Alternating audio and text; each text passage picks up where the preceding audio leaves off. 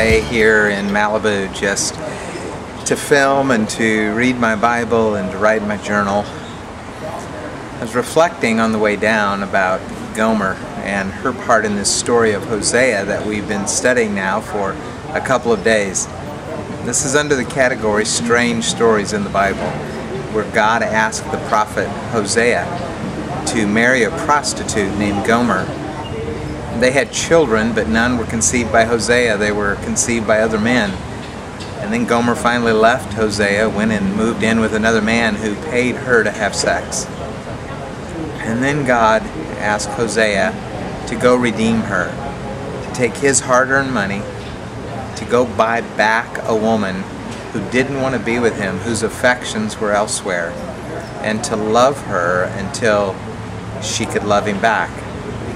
As a metaphor, it's an illustration for Hosea of God's love for Israel. He redeemed her. He did everything necessary to bring her back, to stay in a relationship with Israel until Israel would love God back.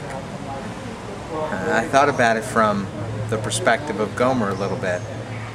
The one who'd strayed, the one who was pouring herself out for money, the one who had to be disgusted with the life she lived and yet didn't know how to get out of it. It had to shock her. I wonder what she thought at night as she'd hear him breathing, knowing this man loved her and wanted her love. I wonder what she felt in the relationship with a man that she'd betrayed so starkly.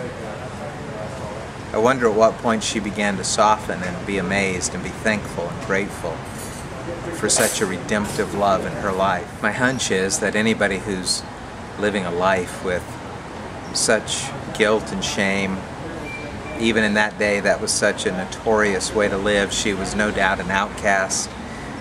People whispering about her as she walked down the street. Wonder how she felt about herself. Wonder if she thought all she would ever be to someone was just a moment of pleasure but really no meaning. Wonder if she ever thought that she'd live a life with no real relationship, never experiencing true love. And then Hosea comes along. Relentless pursuit of love. You know, when I was far from God, it wasn't the fear of God, though I feared him. It wasn't the strength of God, though I know he was strong. It wasn't necessarily the holiness of God that brought me back to him, though I know he's holy.